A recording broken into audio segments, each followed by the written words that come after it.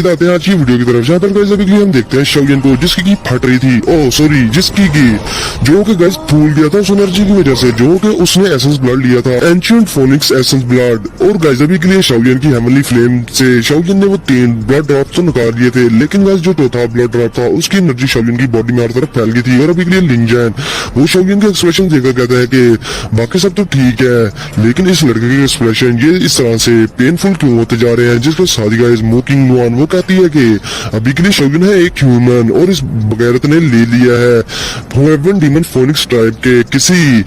Magical beast का essence blood, जो कि सिर्फ हेवन डीमन फोनिक्स ट्राइब का कोई मैजिकल बीस्ट ही ले सकता है और उसे झेल सकता है। लेकिन शाओलिन इसकी बॉडी उनसे काफी ज्यादा इंफीरियर है, यानी कि काफी ज्यादा कमजोर है उनसे, और अभी के लिए ये से बर्दाश्त नहीं कर सकती। अगर ये एनर्जी मजीद शाओलिन की बॉडी में फैली तो इससे शाओलिन की बॉडी फट भी सकती है। हमें किसी न किसी तरह शाओलिन की बॉडी से ये एसेंस ब्लड निकालना होगा। अब गाइस इसके साथ ही फैंग जुनजी भी वो भी हैरान होते हुए कहते हैं कि मुझे अभी यकीन नहीं आ रहा कि वो लड़की फैंग किंगर वो शाओलिन की बॉडी से ये अपना ब्लड क्यों नहीं थी ढूंढ पाई। ये इसी वजह से था कि शाओलिन ने इसे हेवनली फ्लेम में छुपा कर रखा हुआ था। लेकिन अभी के लिए शाओलिन की बॉडी से ये एनर्जी निकालना बिल्कुल इम्पॉसिबल है, क्योंकि गाइस अभी के लिए शाओलिन के लिए सिचुएशन इतनी ज्यादा पेनफुल हो चुकी थी कि शाओलिन की बॉडी में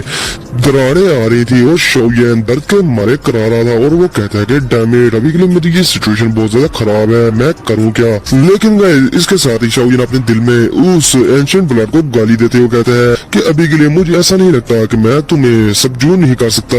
मैंने तुम्हें पहले मेडिसिन में रिफाइन करके यूज कर लिया, तो अभी तुम मेरे सामने क्या चीज हो। अब गाइस इसके साथ ही ये चीज तो शाओलिन कर देते हैं, लेकिन उस ब्लड की जो स्ट्रेंथ थी वो शाओलिन की बॉडी में हर तरफ फैलना शुरू हो जाती है। इससे शाओलिन का हो रहा था वो स्ट्रॉन्ग हो रहा था, लेकिन गाइस इससे शाओलिन की बॉडी किसी गुब्बारे की तरह फूली भी जा रही थी। और फैंग जुनजी ये चीज देखने के बाद कहते हैं कि अगर शाओलिन ने इसे मेडिसिन के तौर पर लिया होता और मेडिसिन में रिफाइन करके लिया होता तो तब के टाइम इस एसेंस ब्लड का इस तरह का ड्रॉबैक ना होता। लेकिन अभी के लिए शाओलिन की इस तरह से बॉडी भी एक्सप्लोड हो सकती है और हम इसमें कुछ भी नहीं कर सकते। लेकिन गाइस अभी के लिए फैंग जुनजी वो इस तरह होता शाओलिन के साथ देख ही नहीं सकते थे। और गाइस अभी के लिए शाओलिन की बॉडी बिल्कुल किसी गुब्बारे की तरह फूल चुकी थी और किसी भी टाइम फट सकती थी। और शाओलिन फिर डायलेमा स्टेट में जा चुका था और कहता है कि डैमेट इस बार मैंने कुछ ज्यादा ही बगैरतियां कर दी, मुझे ऐसा नहीं था करना चाहिए। अब इसके साथ ही गाइस शाओलिन सोचता है कि अब जैसा कि ये सिचुएशन आएगी है तो फिर मुझे इसकी एनर्जी अब्सॉर्ब कर ही लेने दो, देखता हूँ क्या होता है। अब गाइस इसके साथ ही शाओलिन बहुत सारी एनर्जी उस ब्लड की अब्सॉर्ब करना स्टार्ट कर देते हैं। लेकिन अभी के लिए फैंग जुनजी और मोकिंग नुआन भी हैरान हो जाते हैं और वो कहते हैं कि ये तो इसकी एनर्जी को अब्सॉर्ब कर रहा है। जिस पर गाइस लिन यन वो भी काफी ज्यादा हैरान था और वो कहता है कि मुझे कुछ तो गड़बड़ जरूर लग रही है। अब इसके साथ ही गाइस फैंग जुनजी जब शाओलिन की बॉडी को फटने के करीब देखते हैं तो वो जल्दी से आगे बढ़कर अपनी दाउकी से एक नीडल बना लेते हैं ताकि वो शाओलिन की हेल्प कर सके। लेकिन इसके साथ ही गाइस उसकी स्टूडेंट मोकिंग नुआन उसे रोकते हुए कहती है कि टीचर अभी के लिए आप रुक जाएं, हो सकता है कि शाओलिन के पास कोई बैकअप प्लान हो और वो इस तरह की ऊंची हरकत नहीं कर सकता, क्योंकि मुझे वो कोई बेवकूफ बंदा नहीं लगता, उसके पास जरूर कोई और टैक्टिक होगा। अब इसके साथ ही गाइस फैंग जुनजी थोड़ी देर के लिए रुक जाते हैं, लेकिन इसके साथ ही शाओलिन की बैग से बड़े बड़े हेवन डीमन फोनिक्स ट्राइब के वो बोन विंग बाहर निकल आते हैं। और गाइस अभी के लिए शाओलिन की वो जो एनर्जी थी जिसकी वजह से शाओलिन की बॉडी इतनी ज्यादा फूल चुकी थी, वो सारी एनर्जी ट्रांसफर होके उन बोन विंग्स में अब्सॉर्ब होना शुरू हो जाती है। यानी कि गाइस इनडायरेक्टली वो बोन विंग्स शाओलिन की बॉडी को फटने से बचा रहे थे और शाओलिन की जो एनर्जी थी जो कि ओवर बेरिंग हो चुकी थी उसको भी अब्सॉर्ब किए जा रहे थे बहुत जल्दी में और बहुत ज्यादा स्पीड में। अब इसके साथ ही गाइस इन बोन विंग्स को देखने के बाद फैंग जुनजी तो बहुत ही ज्यादा हैरान हो जाते हैं और वो कहते हैं कि इस लड़के के पास ये बोन विंग्स कहाँ से आ गए। ये तो हेवन डीमन फोनिक्स ट्राइब के कुछ लोग बुढ़े ऐसे हैं जिनको कि मैंने यूज करते देखा है, उनके पास भी इस तरह के बोन विंग्स थे। लेकिन फर्क सिर्फ इतना है कि शाओलिन के पास ये जो बोन विंग्स है इन पर फीदर्स नहीं है और उनके बोन विंग्स पर जो कि हेवन डीमन फोनिक्स ट्राइब के एल्डर्स थे उनके बोन विंग्स पर थे फीदर। अब इसके साथ ही गाइस मोकिंग नुआन वो कहती है कि अब ये ना कहना कि कहीं शाओलिन ने हेवन डीमन फोनिक्स के किसी बंदे को किल तो नहीं किया हुआ और उसके बोन विंग्स और एसेंस ब्लड को चुराया तो नहीं हुआ। और अगर ऐसी कोई बात हुई और ये बात अगर हेवन डीमन फोनिक्स ट्राइब के बंदों को पता लग गई तो वो लोग शाओयन को किल करने के पीछे लग जाएंगे। अब गाइस इसके साथ ही फैंग जुनजी अपनी दाढ़ी खिंचाने लगते हैं और वो सोचते हैं कि ये लड़का बहुत ज्यादा बोल्ड है, बहुत ज्यादा हरामी भी है। इवन के मैं और याओ चैन वो भी 100 बार सोचते हेवन डीमन फोनिक्स ट्राइब के किसी बंदे को टच करने से पहले, लेकिन इस बदमाश लड़के ने इसने तो सोचा ही नहीं। इसने तो इवन के हेवन डीमन फोनिक्स ट्राइब के किसी मैजिकल बीस्ट का एसेंस ब्लड और इवन के उसके बोन विंग्स भी चुरा लिए। अब गाइस जैसे ही सारी एनर्जी शाओयन के उन बोन विंग्स में ऑब्जर्व होती है तो शाओयन जल्दी से अपनी आंखें खोल लेता है, जो देखकर फैंग जुनजी पूछता है कि क्या तुम ठीक हो, जिसके साथ ही शाओयन उसे बताता है कि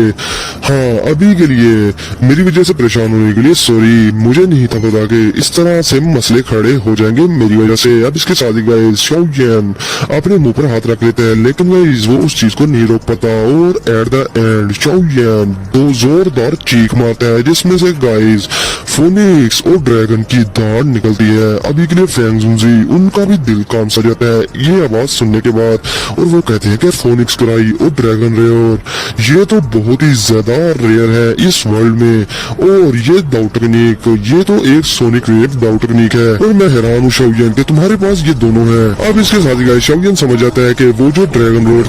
थी वो उस वजह से थी जो शाओयन ने पिल ली थी, यिंग जैंग मिस्टीरियस ड्रैगन पिल, और ये जो फिनिक्स क्राई थी ये इस वजह से थी कि शाओयन ने ancient phoenix essence blood absorb कर लिया है, और अभी के लिए शाओयन के मुंह से उसकी दाऊ टेक्निक की वजह से अभी के लिए फोनिक्स क्राई भी निकला करेगी। अब इसके साथ ही फैंग जुनजी शाओयन को कहते हैं कि अभी के लिए तुम अपने ये बोन विंग्स और इस ब्लड को हमेशा छुपा कर रखना, वरना फ्यूचर में तुम्हारे लिए बहुत बड़ी मुसीबतें आने वाली हैं। शाओयन अपने बोन विंग्स को डिसअपीयर करते हुए खुश होते हुए कहता है कि अभी के लिए मेरे बोन विंग्स की स्ट्रेंथ काफी ज्यादा बढ़ चुकी है क्योंकि इन्होंने एंशिएंट फोनिक्स एसेंस ब्लड को अब्सॉर्ब भी कर लिया है, और दूसरी बात ये अगर मैं इसके साथ 3000 लाइटनिंग मूवमेंट का भी यूज करूँ तो फ्यूचर में फीतियान मेरा कुछ भी नहीं उखाड़ सकता और ना ही वो मुझे पकड़ पाएगा। अब इसके साथ ही शाओयन अपनी स्किन को बहुत ज्यादा फ्लेक्सिबल पाता है, और इसके साथ ही वो कहता है कि मेरी स्किन तो किसी मैजिकल बीस्ट की तरह लग रही है, और अगर मैं एंशिएंट फोनिक्स एसेंस ब्लड थोड़ा सा और ऑब्जर्व करता तो क्या मैं कोई मैजिकल बीस्ट ना बन जाता। और अभी के लिए शाओयन मजाक कर रहा था। अब गाइस फैंग जुनजी ये बात सुनकर हाँ में सरल तो हिला देते हैं, लेकिन वो किसी भी मजीद बात पर ध्यान नहीं देते और वो डायरेक्टली शाओयन से पूछते हैं कि शाओयन अभी के लिए जैसा कि तुम हर मसले से निकल चुके हो तो बच्चे मुझे ये बताओ कि तुम्हारे टीचर अभी के लिए कहाँ पर है। जो सुनने के बाद गाइस शाओयन वो भी गुस्से में अपनी मुठ्ठियां बींच लेता है और काफी ज्यादा इमोशनल हो जाता है, और अभी के लिए मोकिंग लुआन वो भी फैंग जुनजी की बातें बड़े गौर से सुन रही थी और वो हैरान थी, और वो सोचती है कि अभी के लिए मेरे टीचर के बहुत सारे फ्रेंड्स हैं यानी कि फैंग जुनजी के, लेकिन ये कौन सा फ्रेंड है कि जिसके लिए मेरे टीचर इतने ज्यादा इमोशनल है और भावुक है। अब गाइस के साथ ही शाओयन अपनी मुट्ठी बेचते हुए फैंग जुनजी से कहता है कि ओ फैंग आपको तो टीचर के बारे में उस मैटर के बारे में पता ही होगा जो कि टीचर के साथ पास्ट में हुआ था, जिस पर गाइस फैंग जुनजी अभी के लिए शाओयन को सारी स्टोरी बताता है जो कि बैक में हुआ था यानी कि पास्ट में। अभी के लिए वो बताते हैं कि जब के टाइम तुम्हारे टीचर के साथ कोई हादसा हुआ था तो मैं वहाँ पर उसके साथ नहीं था, और बाद में मुझे पता चला हैंग फैंग से कि हैंग फैंग ने अनाउंसमेंट करवाई थी पब्लिक में, उसने कहा था कि वो ओल्ड फेलो यानी कि मास्टर यालाओ वो पिल बनाते हुए उसे काफी ज्यादा बैकलैश मिला और उसने पेन से बचने के लिए खुद को सेल्फ डिस्ट्रक्ट कर लिया, लेकिन मुझे हैंग फैंग की इन बातों में जरा सा भी यकीन नहीं था और मैंने हैंग फैंग को कई बार जाकर इंटेरोगेट किया इस वजह से, लेकिन वो लड़का वो बहुत ही ज्यादा तेज निकला और जब मैं उसको इंटेरोगेट करने में फेल हो गया तो मैंने उसे कई बार और अप्रोच किया और उससे काफी ज्यादा क्वेश्चनिंग की, और इस वजह से काफी ज्यादा क्वेश्चनिंग करने की वजह से वो लड़का हैंग फैंग इस सेंट्रल प्लेन रीजन से ही गायब हो गया एक दिन। मैंने उसे काफी ज्यादा ढूंढने की कोशिश की और उसके रिलेटेड जो भी चीजें थी मैंने उसको अभी पीछा किया, लेकिन मैं उसे फाइंड आउट कर ही नहीं पाया, और उस दिन से लेकर अभी तक मुझे हैंग फैंग का अता पता ही नहीं कि वो सेंट्रल प्लेन्स में कहाँ पर है। जिसके साथ ही शाओयन बहुत ही ज्यादा गुस्से में कहता है कि टीचर को इंडीड हैंग फैंग ने ही हार्म किया था, यानी कि हैंग फैंग ने ही मास्टर यालाओ को मारा था। अब गाइस फैंग जुनजी ये बात सुनने के बाद उनके एक्सप्रेशन बिल्कुल बदल जाते हैं, उनके एक्सप्रेशन इतने ज्यादा गुस्से में थे कि गाइस उनके गुस्से की वजह से आसपास की एयर इतनी ठंडी हो गई थी कि वहां पर टेम्परेचर 0 चला गया था। अब इसके साथ ही फैंग जुनजी चिल्लाते हुए गुस्से में कहते हैं कि याओ चैन ने उस बास्टर्ड को अपने बच्चे की तरह पाला और उसने उसे तब अडॉप्ट किया जब उस कुत्ते के माँ बाप ने उस कुत्ते को किसी सड़क पर फेंका हुआ था, और तब याओचन ने उसे अडॉप्ट किया और उसे अपने बेटे की तरह पाला। और एट द एंड उस कुत्ते ने अपने टीचर को ही बिट्रे कर दिया। क्या उस बगैरत की अकल को किसी कुत्ते ने खा लिया था क्या वो इतना पागल हो गया कि उसने अपने ही टीचर को मार दिया। काश जब वो मेरे सामने था मुझे तब पता होता कि याओचन को मारने वाला कोई और नहीं वो खुद है, तो मैं उस हैंग फैंग को उस ऑन द स्पॉट ही एक थप्पड़ मारकर मार देता। अब गाइस मुंह की नुआन ये सारी बातें सुनकर और फैंग जुंजी के मुंह से इतनी सारी गालियां सुनकर अपने मुंह पर हाथ रख लेती है, क्योंकि गाइस ये पहली बार था कि उसने फैंग जुंजी को इतने ज्यादा गुस्से में देखा था। और अभी के लिए गाइस वो काफी ज्यादा घबरा चुकी थी अपने टीचर को इतना ज्यादा हाइपर होता देखकर। और वो सोचती है याओचन क्या ये वही दोस्त तो नहीं टीचर का जो कि टीचर का लाइफ और डेथ पार्टनर था